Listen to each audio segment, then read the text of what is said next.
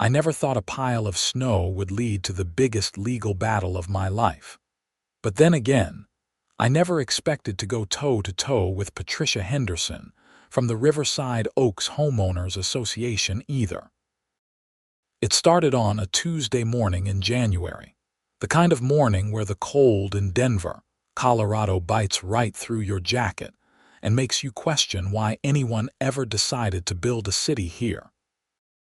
I had just finished my usual routine of brewing coffee and scanning work emails when I heard the aggressive knock on my door. The kind of knock that says someone's already decided you've done something wrong before you even open up.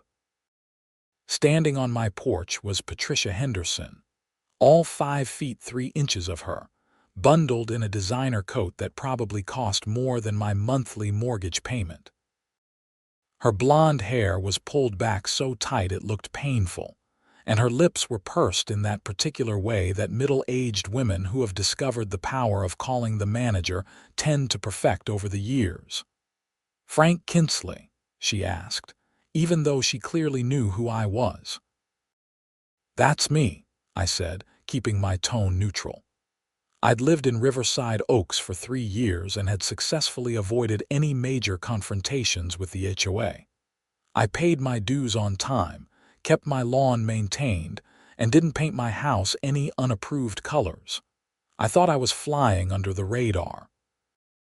"I'm Patricia Henderson, head of the HOA board.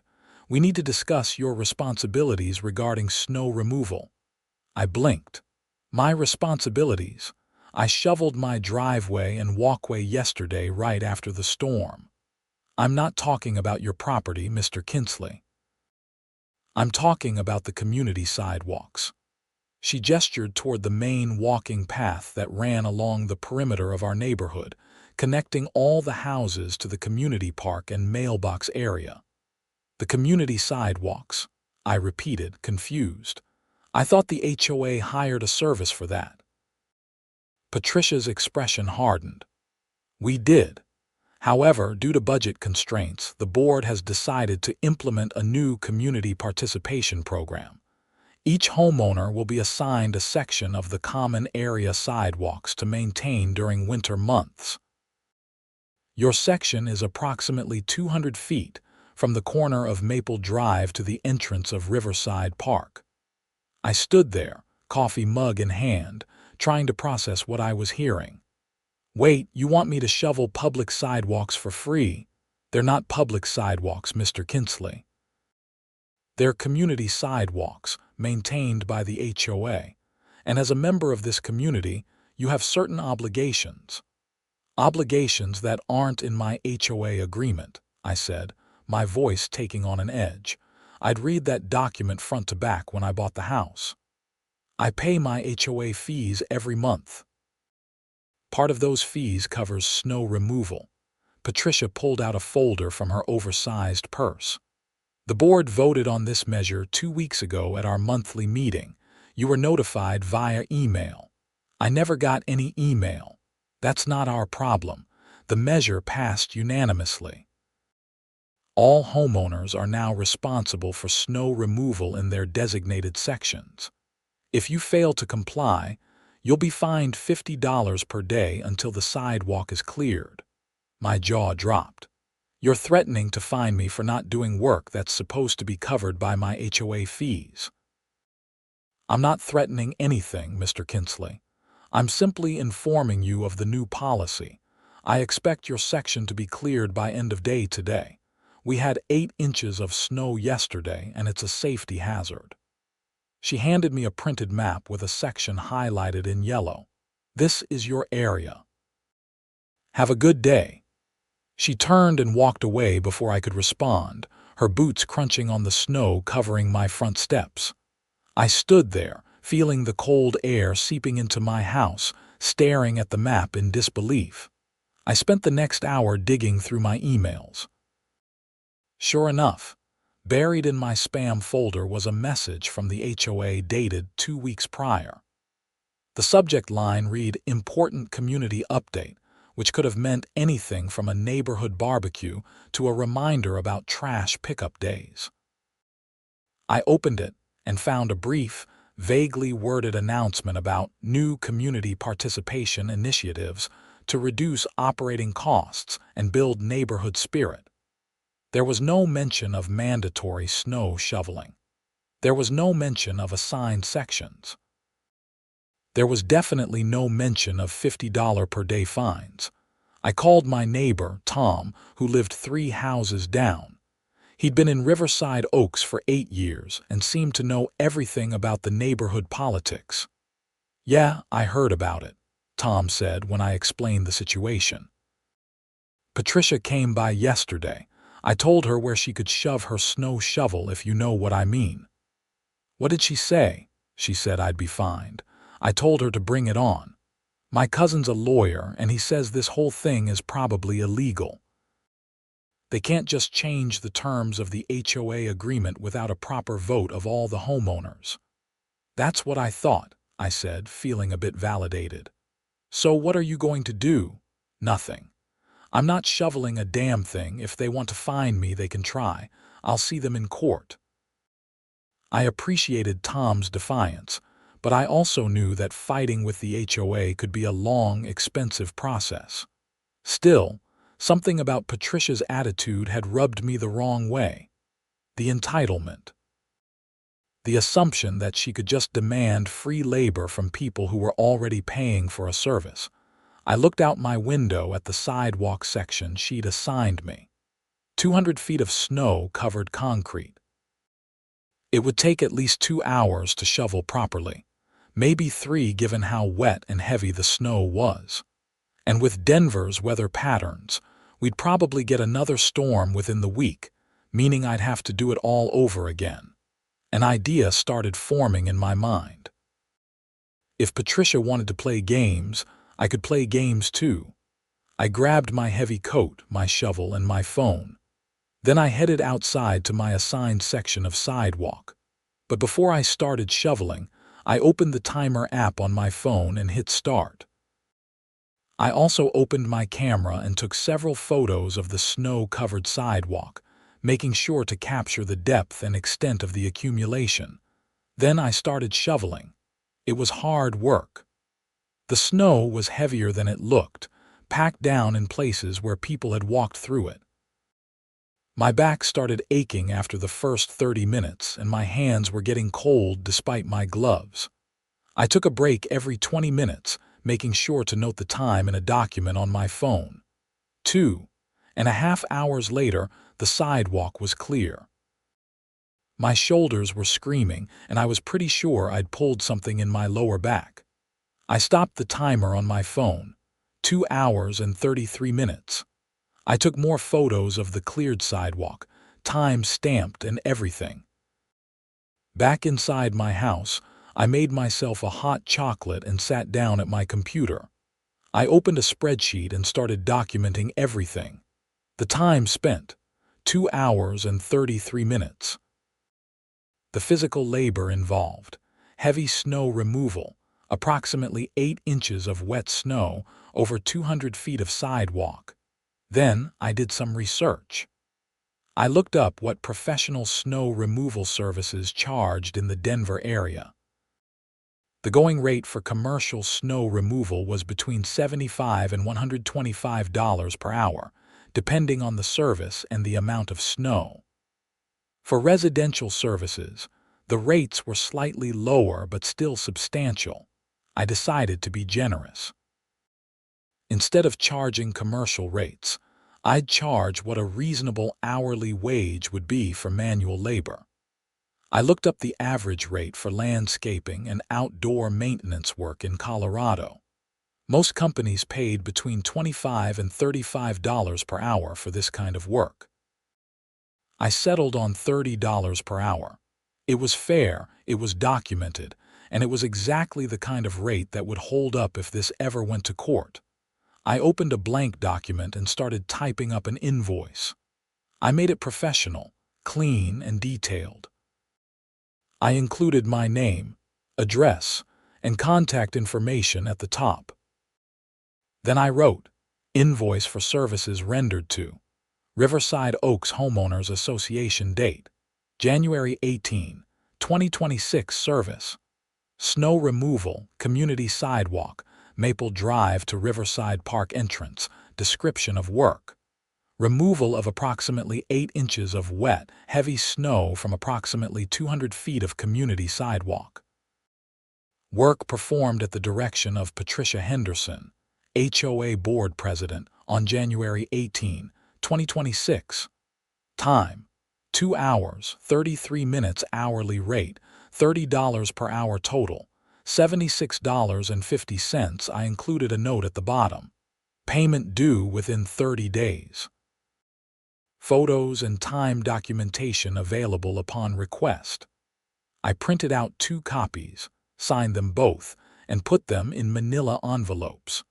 One was addressed to the HOA's official mailing address, which I found on their website. The other I planned to hand deliver to Patricia Henderson's house. But I wasn't done yet. Over the next 3 days, Denver got hit with 2 more snowstorms. Each time, I received an email from the HOA reminding me of my obligations to clear my assigned sidewalk section. Each time I went out with my phone timer running, shoveled the snow, documented everything, and added it to my invoice. By the end of the week, I had logged 9 hours and 47 minutes of snow removal work. At $30 per hour, my invoice to the HOA was now $294.10. On Friday afternoon, I printed out my updated invoice and drove over to Patricia Henderson's house. It was one of the larger homes in the neighborhood, a sprawling 2-story colonial with professional landscaping, and one of those 3-car garages that made you wonder what people were storing in there. I rang the doorbell and waited. Patricia answered after a moment, her expression immediately souring when she saw me. "Mr. Kinsley, what do you want?" "I'm here to deliver this," I said, handing her the envelope. "It's an invoice for the snow removal services I've been providing to the HOA." She opened the envelope, pulled out the invoice, and stared at it for a long moment. Then she looked up at me, her face turning an interesting shade of red. "Is this a joke?" "Not at all. You asked me to shovel the sidewalks. I did. Now I'm billing you for my time." Seems pretty straightforward to me. "You don't bill the HOA for performing your community obligations," Patricia said, her voice rising. "That's not how this works." "Actually, that's exactly how it works," I replied calmly. "See, I read through my HOA agreement pretty carefully when I bought my house. Nowhere in that agreement does it say I'm required to provide free manual labor for common area maintenance. That's what my monthly HOA fees cover. So if you want me to do work that should be covered by those fees, you need to compensate me for my time." "This is ridiculous. I'm not paying this." "That's fine. Then I won't be shoveling any more sidewalks, and if you try to fine me for not shoveling them, I'll see you in court." I've got documentation, photos, timestamps, everything. I'm pretty sure a judge would be very interested to hear about how the HOA is trying to force homeowners to provide free labor while still collecting full monthly fees. Patricia's mouth opened and closed a few times. "The board voted on this." Did every homeowner vote? Because according to the HOA bylaws, major changes to homeowner obligations require a vote of all members, not just the board. And even then, you can't just add new requirements that weren't in the original agreement without proper amendment procedures. I'd done my homework. After Tom mentioned his lawyer cousin, I'd done some research on HOA law in Colorado. Turns out, there are pretty strict rules about what HOAs can and cannot require from homeowners. "You're being difficult," Patricia said. "No, I'm being reasonable. I'm willing to do the work. I'm just asking to be paid for it, same as any other contractor would be. You want free labor, go ask someone else. You want the sidewalks shoveled, pay my invoice." I turned and walked away before she could respond. I felt pretty good about myself, I'll admit. Standing up to bullies always feels satisfying, even when those bullies are middle-aged women in designer coats who think running an HOA board makes them royalty. The weekend passed quietly. I half expected Patricia to show up at my door again, but she didn't. I spent Saturday catching up on work. I was a software engineer for a tech company downtown, which meant most of my job could be done remotely. Sunday, I meal prepped for the week and watched football. Monday morning, I found a letter in my mailbox. It was from the HOA, printed on their official letterhead. My stomach dropped a little as I opened it. Notice of fine, dear Mr. Frank Kinsley. This letter is to inform you that you have been assessed a fine of $250 for failure to maintain your assigned common area section, as required by HOA policy. Additionally, you are hereby notified that continued failure to comply with community standards will result in further fines of $50 per day. You have 10 days to pay this fine and bring your account into good standing. Failure to do so may result in a lien being placed on your property. Sincerely, Patricia Henderson, President, Riverside Oaks HOA Board. I read the letter 3 times, my anger growing with each pass. $250. For what? I had shoveled the damn sidewalks. I had the documentation to prove it. I immediately called the HOA's management company. It took 15 minutes of navigating phone menus before I finally got a human being on the line. Hi, my name is Frank Kinsley. I'm calling about a fine I received from the Riverside Oaks HOA. One moment, please, I heard typing. Yes, Mr. Kinsley, I see the fine here. It's for failure to maintain common area snow removal responsibilities. That's incorrect. I did shovel the sidewalks. I have photos and time documentation proving I did the work. Well, according to the report filed by Mrs. Henderson, your section was not properly maintained. When did she file this report? More typing. Last Tuesday. Tuesday. I pulled out my phone and checked my calendar. I shoveled that section on Tuesday morning. I have time-stamped photos. I can only go by what's in the system, sir. If you want to dispute the fine, you'll need to submit a written appeal to the board. Fine. How do I do that? You can email it to the HOA administrative address or mail it to our office. The board will review appeals at their next monthly meeting.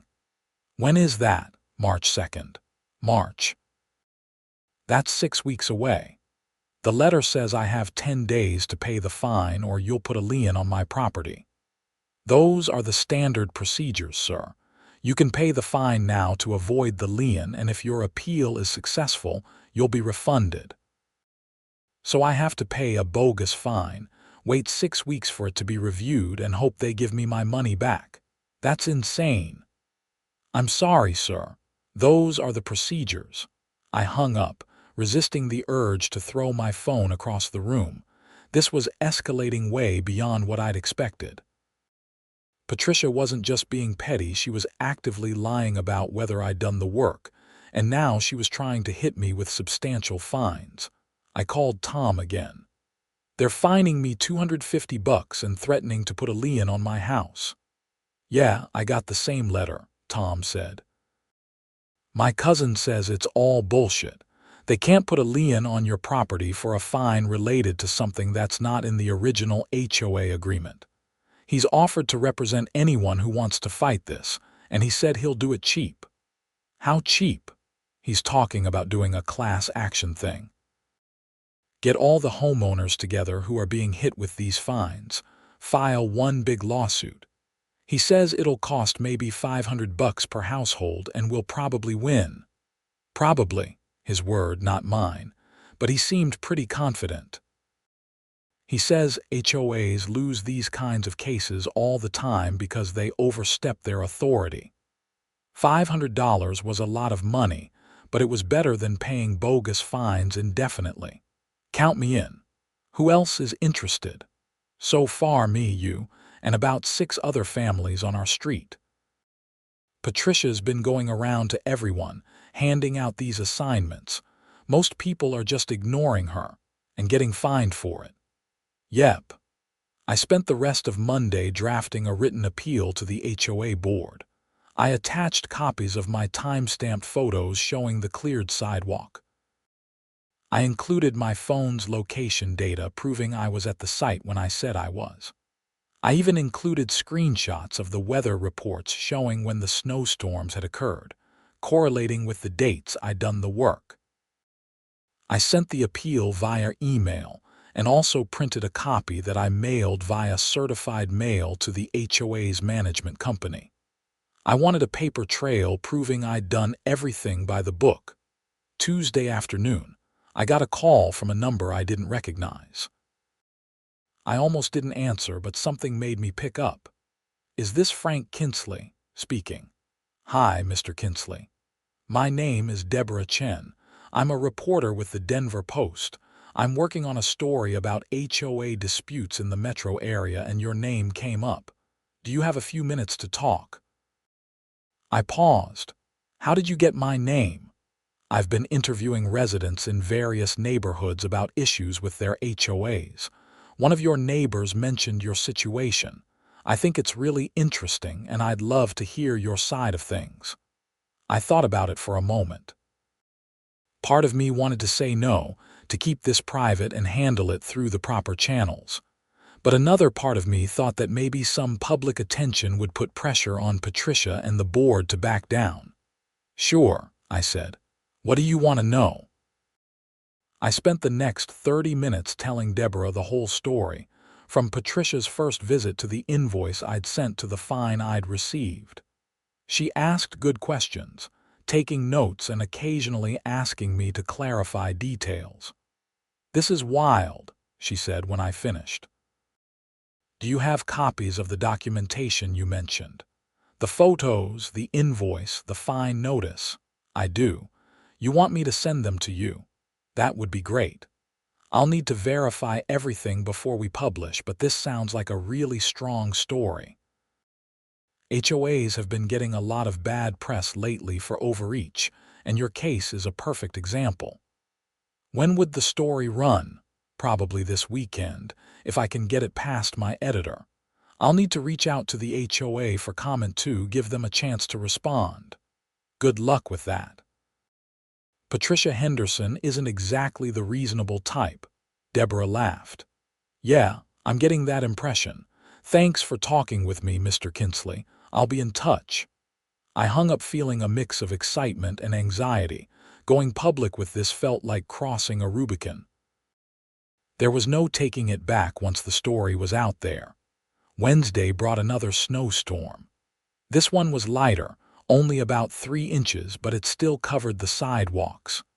I stood at my window, looking out at my assigned section, debating what to do. If I shoveled it, I'd be playing into Patricia's hands, doing the free labor she wanted. But if I didn't shovel it, she'd fine me again and I'd have to fight that fine too. I decided on a compromise. I'd shovel it, but I'd document everything and add it to my invoice. I was now up to over 40 hours of labor if I counted this storm plus the time I'd already spent. 40 hours at $30 an hour was $1,200. I bundled up, grabbed my shovel, and headed outside. As I worked, I noticed several of my neighbors watching from their windows. A few of them came out and started shoveling their own assigned sections. One woman who I'd seen around but never really talked to stopped by while I was finishing up. "Hey," she said. "You're Frank, right?" "That's me. I'm Susan. I live over on Birch Lane. I heard about what you're doing." The invoice thing. Word travels fast. Patricia's mad as hell about it. She came by my place yesterday, ranting about disrespectful homeowners and how the neighborhood is going downhill. "I think you hit a nerve." I leaned on my shovel. "Good. Maybe she'll think twice about trying to force people to work for free." I hope so. My husband and I are too old to be out here shoveling heavy snow. We have a kid who usually helps us out, but he's away at college. I called a professional service to handle our section, and Patricia told me that wasn't allowed. She said homeowners have to do it themselves. That's ridiculous. She can't tell you who you can or can't hire to do work. That's what I said, but she threatened to fine us anyway. Susan shook her head. I'm thinking about selling. This neighborhood used to be nice, but ever since Patricia took over the board, it's been nothing but problems. Don't sell, I said. Fight back. Tom Morrison's cousin is a lawyer. He's organizing a class action thing. You should join. Susan's eyes lit up. Really? I'd love to. How do I get in touch? I gave her Tom's contact information, and she thanked me before heading back to her house. As I finished up my own shoveling, I saw two other neighbors approach Tom's house, clearly looking for the same information. By Thursday, the situation had blown up beyond anything I'd anticipated. Tom called me around lunchtime, sounding excited. Dude, we've got 18 families now. 18. All of them want in on the lawsuit. That's almost a third of the neighborhood. I know, my cousin is stoked. He says with this many people, we've got a really strong case. He's drafting the complaint now. What's the timeline? He wants to file by next week. Get everything moving before the HOA can do anything else shady. Friday afternoon, I got an email from Deborah Chen with a link to the Denver Post article. The headline read, Riverside Oaks HOA demands free snow removal, fines residents who refuse. I clicked through and started reading. Deborah had done a great job. She'd interviewed me, Tom, Susan, and several other neighbors. She'd also reached out to Patricia and the HOA board for comment. Patricia's response was quoted in the article. The board's decision to implement community participation in snow removal was made in the best interests of all residents. We're simply asking homeowners to take pride in their neighborhood and contribute to its maintenance. Mr. Kinsley's invoice is frivolous and demonstrates a lack of community spirit. The article also included commentary from a legal expert, a professor at the University of Denver who specialized in property law. The professor's analysis was damning. HOAs are bound by their governing documents and by state law. They cannot unilaterally impose new labor requirements on homeowners without following proper amendment procedures. Additionally, charging fines for failure to comply with requirements that aren't in the original HOA agreement is likely illegal and could expose the board to significant liability. The article had been posted online that morning, and by the time I read it Friday afternoon, it had over 2,000 comments. Most of them were from people sharing their own HOA horror stories. A few were from Riverside Oaks residents, some supporting me and others defending Patricia. One comment caught my eye. It was from someone claiming to be a former HOA board member. This is financial mismanagement, plain and simple. If the HOA can't afford snow removal services, the board should be transparent about it and propose a special assessment or fee increase, not force homeowners to provide free labor. This smells like embezzlement. Someone should audit the HOA's books. Embezzlement. I hadn't even considered that angle. Could Patricia and the board be skimming money from the HOA accounts? Was that why they suddenly couldn't afford snow removal services? I forwarded the comment to Tom with a note. Think there's anything to this? He called me back within 5 minutes. My cousin had the same thought. He's already requested copies of the HOA's financial records as part of the lawsuit.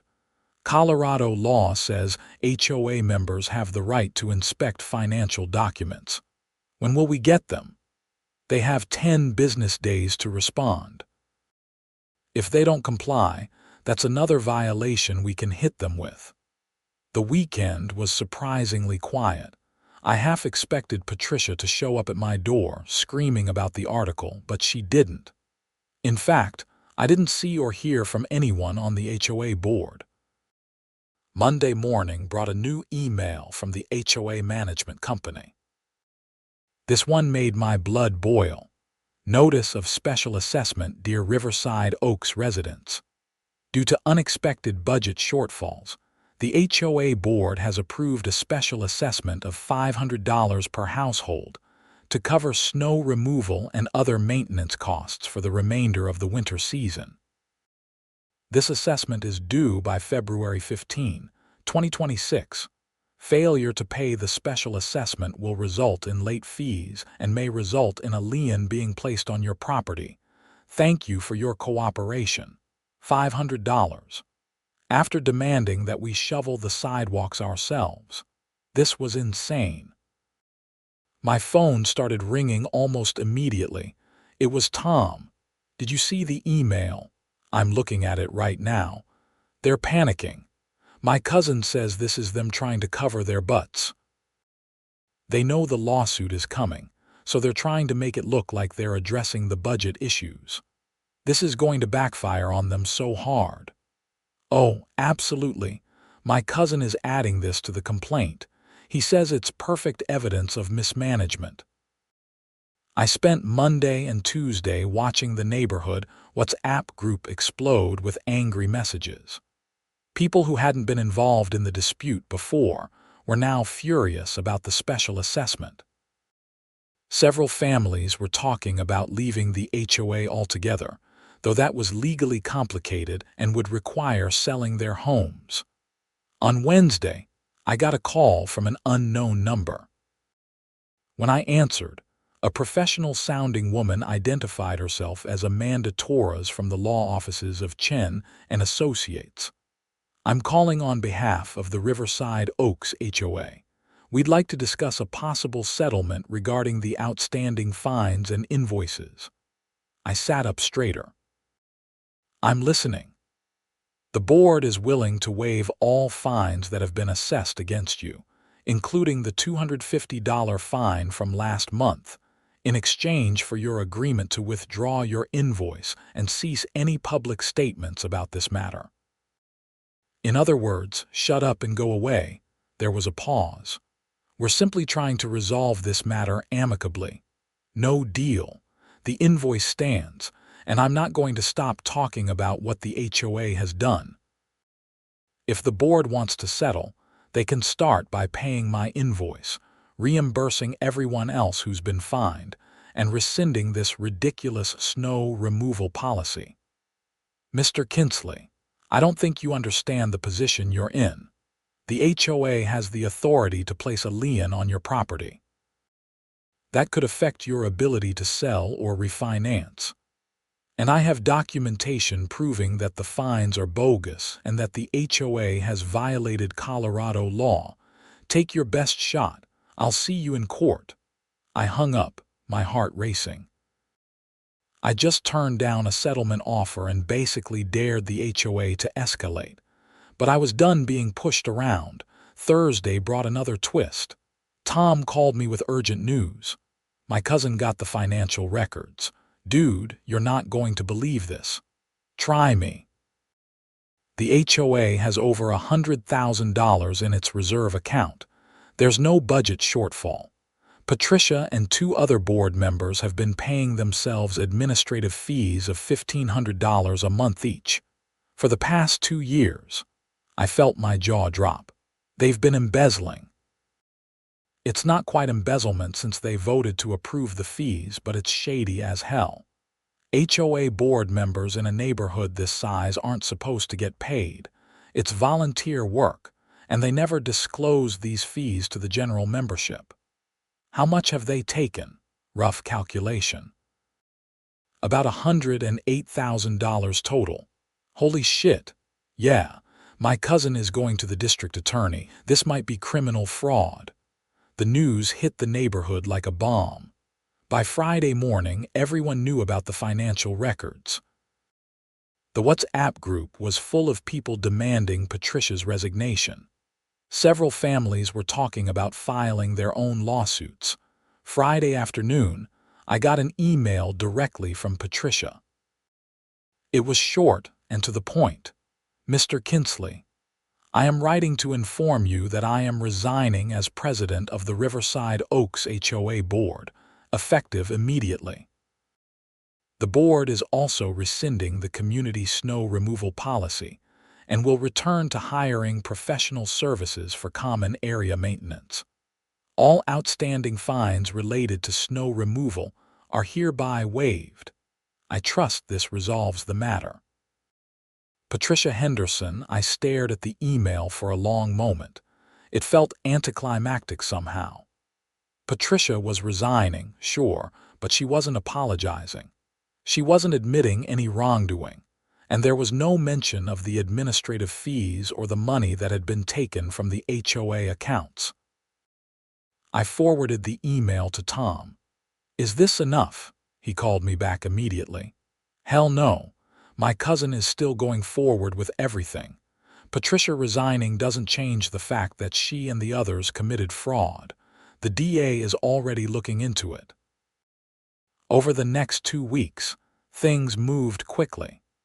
The district attorney's office opened a formal investigation into the HOA board's financial practices. Patricia, along with the 2 other board members who had been receiving the administrative fees, were interviewed by investigators. A new interim board was elected by emergency vote of the homeowners. The first thing they did was hire a forensic accountant to go through all the HOA's financial records for the past 5 years.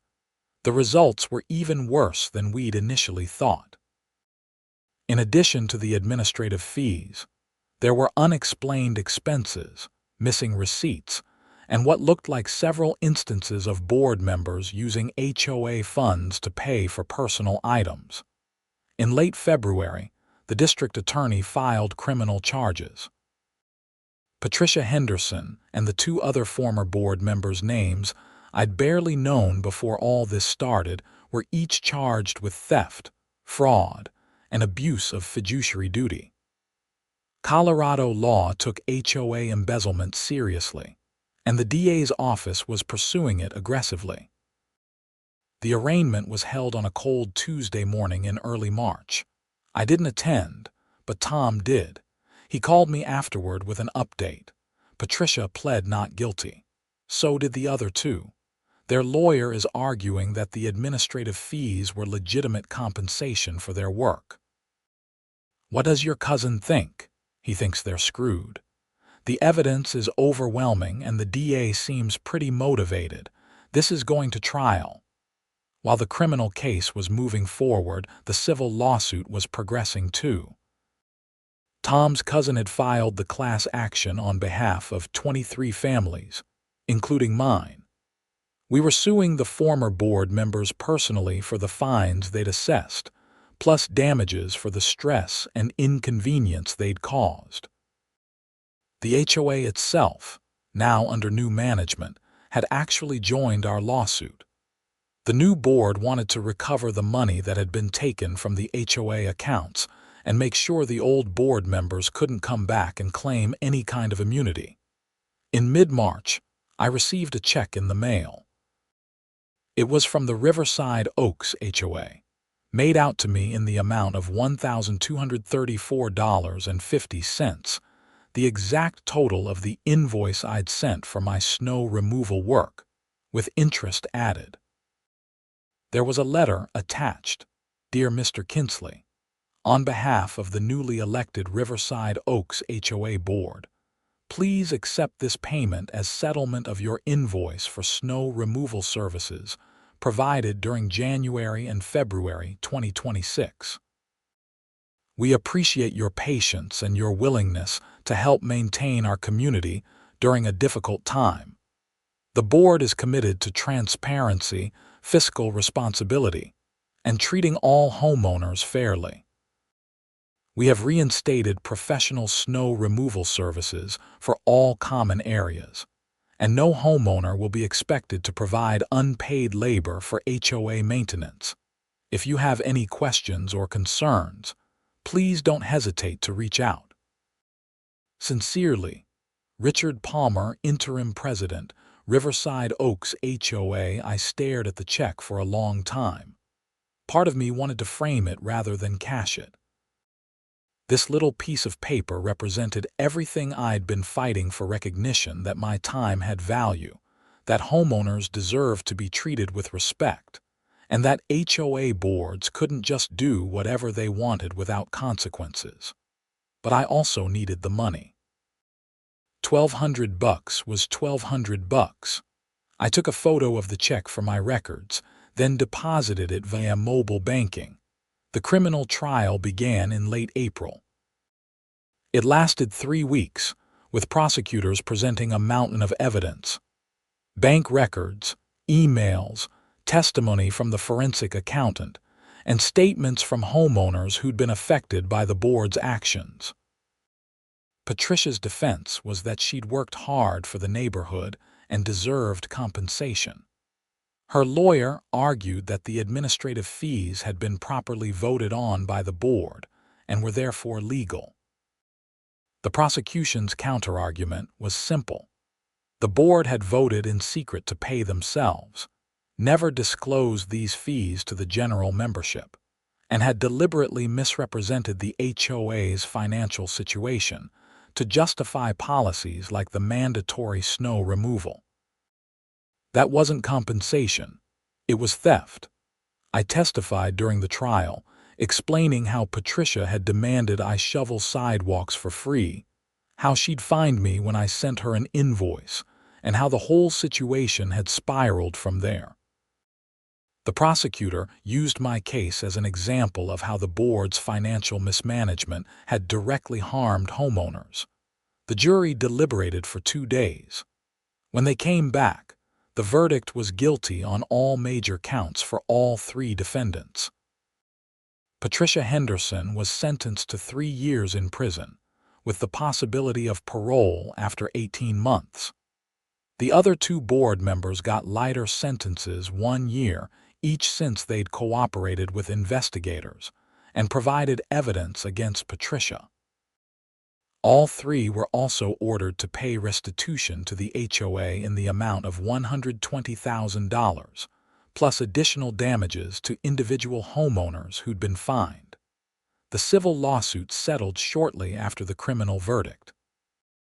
The defendant's insurance covered most of the damages, and each of the 23 families in the class action received about $8,000.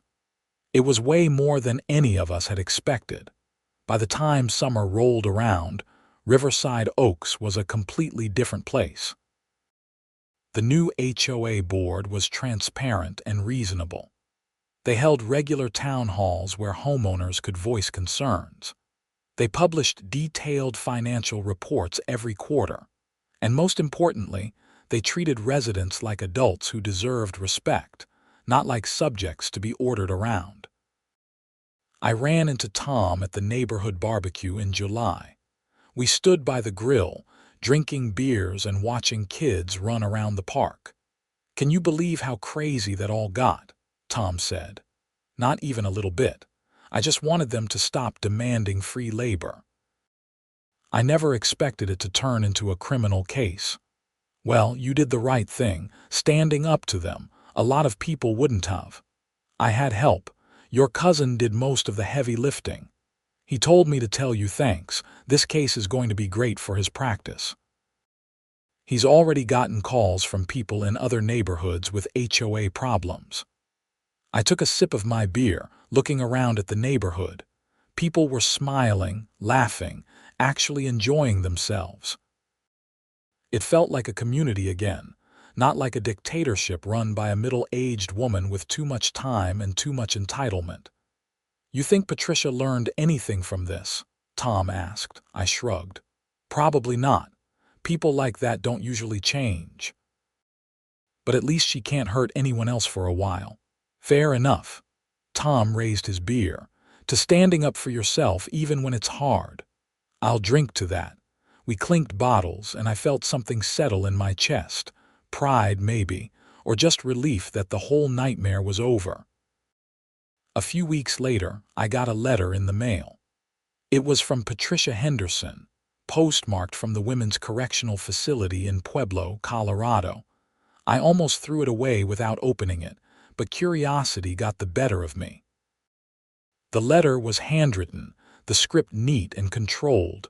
"Mr. Kinsley, I'm writing to you from prison, which is not something I ever thought I'd do. I've had a lot of time to think over the past few months, and I realize I owe you an apology. I was wrong. About the snow removal policy, about the fines, about all of it. I got caught up in the power of being HOA president, and I lost sight of what the job was really supposed to be about: serving the community, not controlling it. I'm not asking for your forgiveness. I know I don't deserve it. But I wanted you to know that I understand what I did was wrong, and I'm sorry for the stress and trouble I caused you. I hope Riverside Oaks is doing well. It was a good neighborhood. I just wasn't a good leader for it." Patricia Henderson. I read the letter twice, trying to figure out how I felt about it. Was it genuine? Was Patricia actually sorry? Or was this just something her lawyer told her to do to help with her parole hearing down the line? In the end, I decided it didn't matter.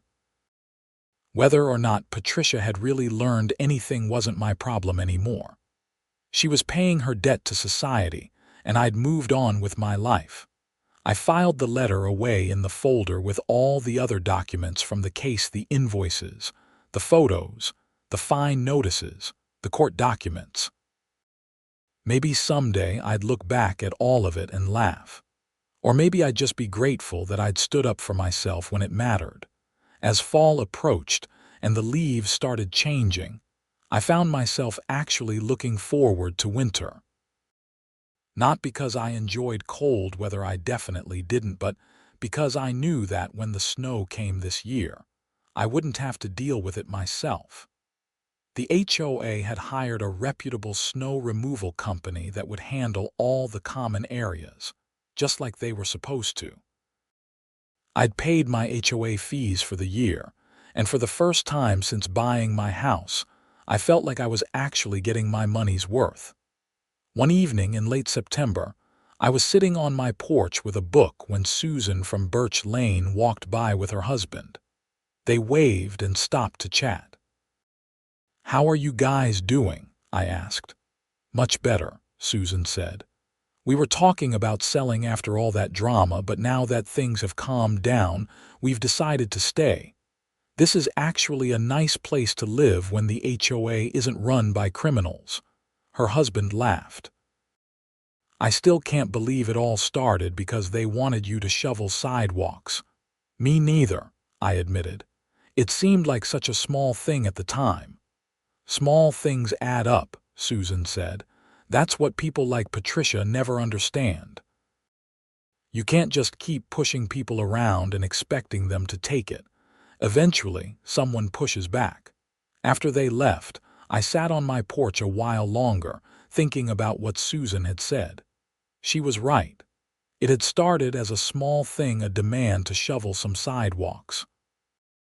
But underneath, that small thing was a bigger issue: respect.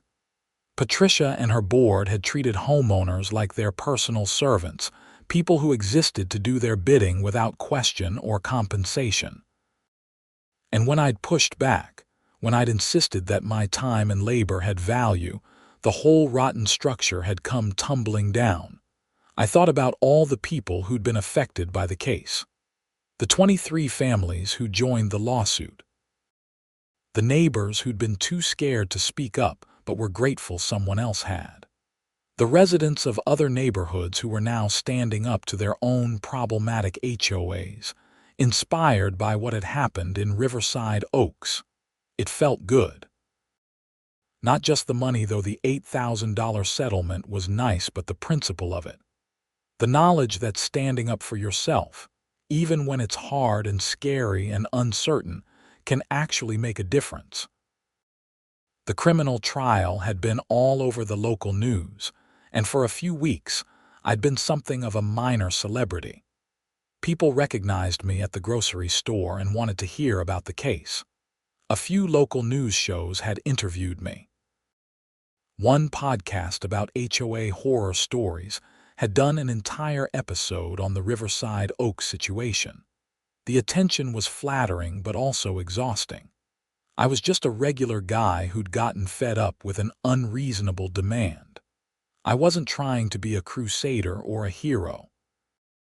I just wanted the HOA to stop treating me like a servant and start treating me like what I was, a paying member of the community who deserved respect.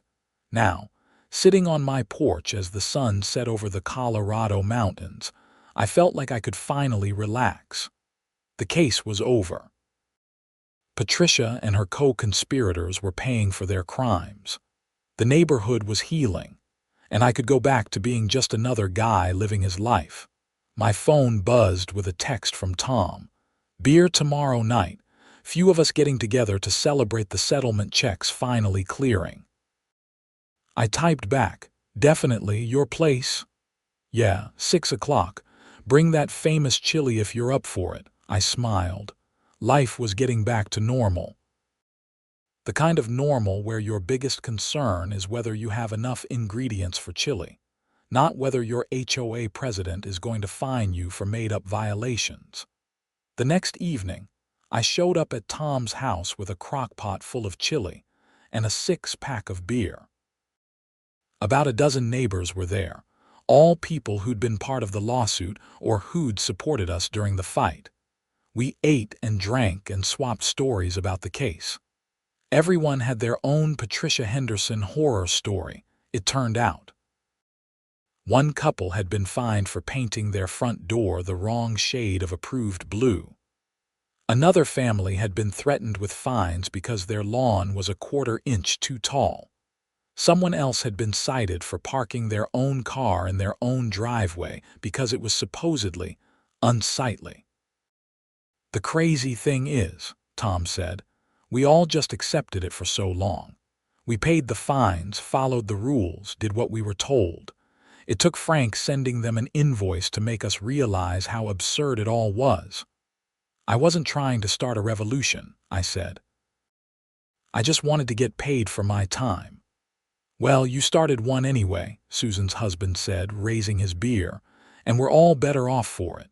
We toasted to that, and the conversation moved on to other topics. Sports, work, plans for the holidays, normal stuff. It felt good. As the evening wound down and people started heading home, Tom pulled me aside. "Hey, the new board wants to know if you'd be interested in joining. They're looking for people who actually give a damn about the neighborhood." I thought about it for a moment. Part of me was tempted.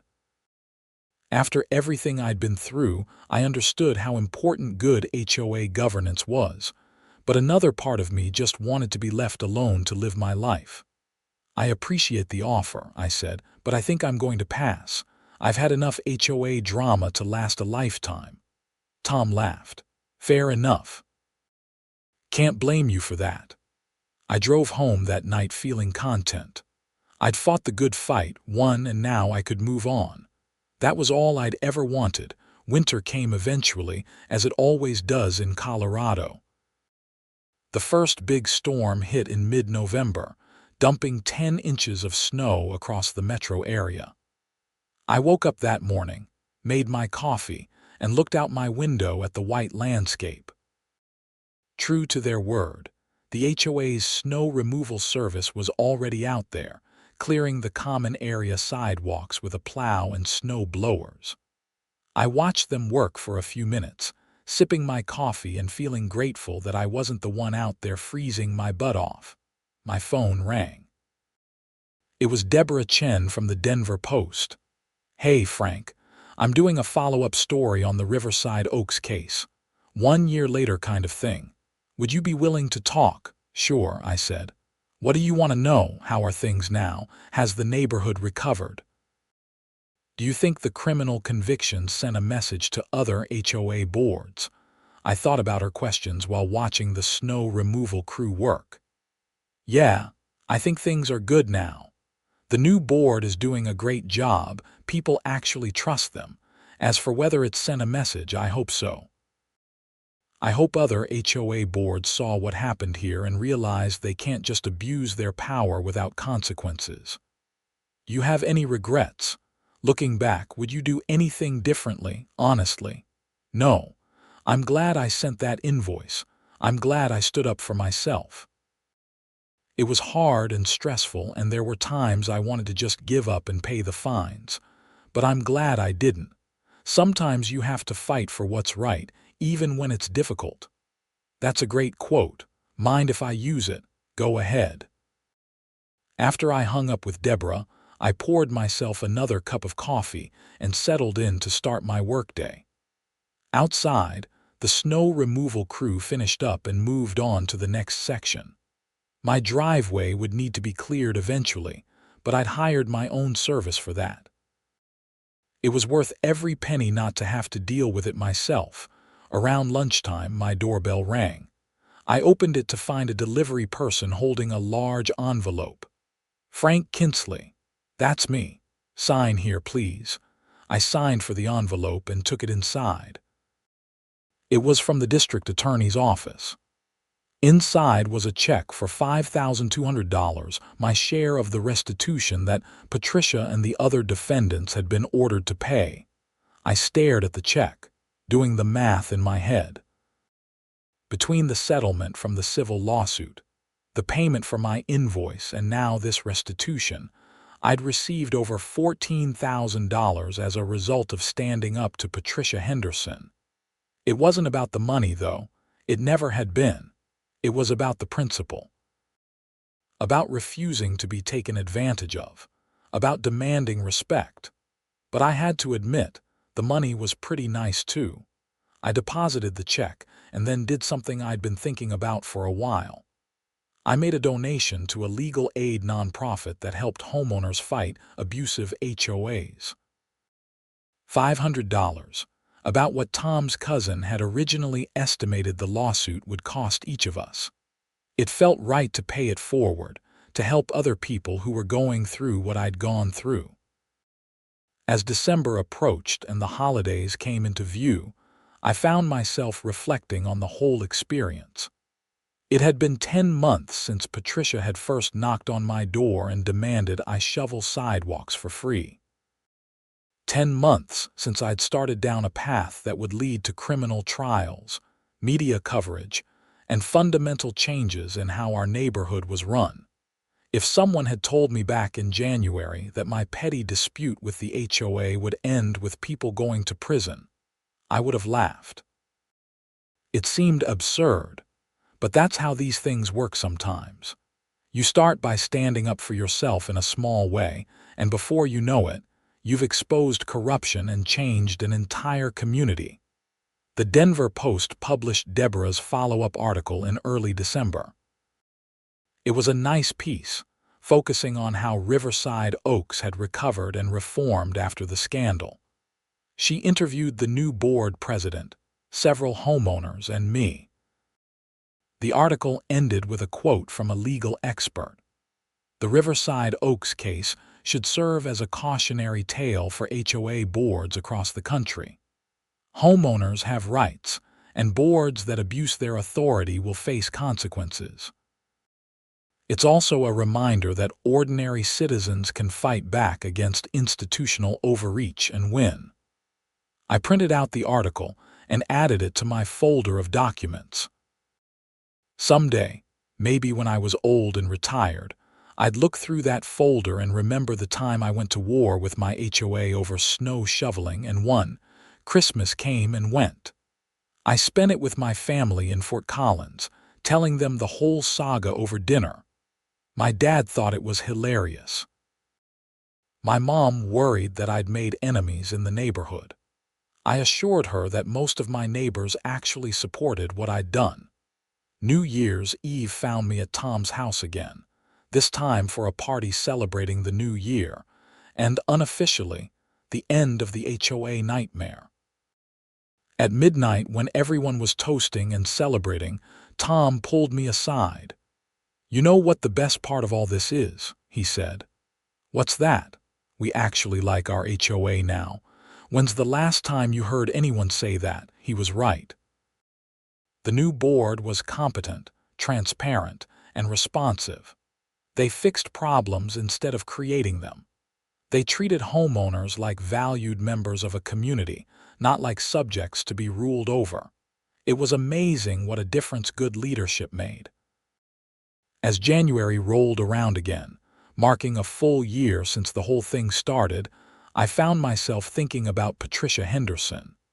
She was still in prison, serving her sentence. I wondered if she thought about me, about how her demand that I shovel sidewalks for free had led to her downfall. Probably not. People like Patricia rarely took responsibility for their actions. Even her apology letter, which I still had filed away, felt more like something she thought she was supposed to say than genuine remorse. But that wasn't my problem. I'd done what I needed to do. I'd stood up for myself, fought for what was right, and helped bring justice to people who'd been wronged. That was enough. The anniversary of Patricia's first visit to my house came and went without fanfare. I didn't even remember it was the anniversary until a few days later when I was looking through my calendar. January 18th. 1 year since I'd sent that first invoice, starting everything in motion. I thought about celebrating somehow, but that felt weird. Instead, I just went about my normal life. Work, friends, hobbies. The things that mattered. One evening in late January, I was at the grocery store when I ran into the woman who'd been the forensic accountant on the case. I recognized her from the trial. "Mr. Kinsley," she said, smiling. "How are you?" "Good, thanks, and please call me Frank." "I wanted to thank you," she said. "Your case led to the biggest HOA fraud investigation in Colorado history. We've opened inquiries into 6 other HOA boards based on similar patterns. You really made a difference." "I just sent an invoice for shoveling snow," I said. "You're the one who followed the money and found the fraud." "True. But if you hadn't pushed back, if you just accepted the fines and moved on, none of this would have come to light. Patricia Henderson would still be stealing from homeowners, and those other HOA boards would be too." I hadn't thought about it that way. My small act of defiance had had ripple effects I'd never anticipated. Other homeowners in other neighborhoods were being helped because I'd refused to shovel sidewalks for free. "Well," I said, "I'm glad something good came out of all this." "More than you know," she said. "Take care, Frank." I finished my shopping and drove home, thinking about what she'd said. It was strange to think that my stubbornness had led to investigations across the state, but it also felt good. Sometimes the small battles matter more than you think they will. As winter turned to spring and the snow finally melted away, I realized I'd stopped thinking about the HOA drama almost entirely. It had become just another story from my past, something that happened once but didn't define me. The neighborhood was thriving. Property values had actually gone up after the new board took over, and word got out that Riverside Oaks was well managed now. Several houses had sold, with new families moving in. The community felt alive in a way it hadn't before. I ran into Patricia Henderson's former house one day while walking my neighbor's dog. There was a sold sign in the yard. Patricia's husband had divorced her shortly after her conviction and sold the house. A young couple with 2 kids had bought it. I wondered if they knew about the history, about what had happened here. Probably not, and that was fine. They'd make their own memories in that house, better ones than Patricia had. As spring bloomed into summer, I found myself sitting on my porch again, the same spot where I'd reflected on everything the previous fall. A year and a half had passed since Patricia had first demanded I shovel sidewalks. 18 months since I'd sent that invoice. So much had changed. But in many ways, everything was the same. I was still living in my house, still working my job, still going about my life. The only difference was that now I knew what I was capable of. I knew that when pushed, I could push back. I knew that standing up for yourself mattered, even when the odds seemed against you. And I knew that sometimes the most important battles are the ones you never expected to fight. My phone buzzed with a text from Tom. HOA meeting tonight. New board wants input on summer activities. You coming? I thought about it for a moment, then typed back. Yeah, I'll be there. It felt good to actually want to attend an HOA meeting. That alone was proof of how much had changed. That evening, I walked to the community center where the meeting was being held. About 30 homeowners were there, a much bigger turnout than the old board ever got. The new president, Richard Palmer, ran the meeting efficiently and democratically. People voiced opinions. Discussions were had. Decisions were made by actual votes, not by decree. It was, in short, how an HOA was supposed to work. As I walked home after the meeting under a sky full of stars, I felt genuinely content. The battle was over. The war was won, and life finally was good. I never heard from Patricia Henderson again after that one letter. She served her 18 months and was released on parole. I heard through the neighborhood grapevine that she'd moved to Arizona to live with a sister. I hoped she'd learned something from the experience, but I didn't particularly care either way. My life had moved on. The invoice I'd sent for 40 hours of snow removal labor had turned into something much bigger than I'd ever imagined, but in the end, it all came back to a simple principle. Respect. Respect for people's time. Respect for people's labor. Respect for people's rights as homeowners and human beings. Patricia Henderson had forgotten that principle, and it had cost her everything. I'd remembered it, and it had given me something I hadn't even known I was missing, the confidence to stand up for myself and others. As I unlocked my front door and stepped inside my house, I smiled. Tomorrow the sun would rise on just another day in Riverside Oaks. But it would be a better day than it had been 2 years ago, and I'd played a part in making that happen. Sometimes that's enough. Sometimes that's everything.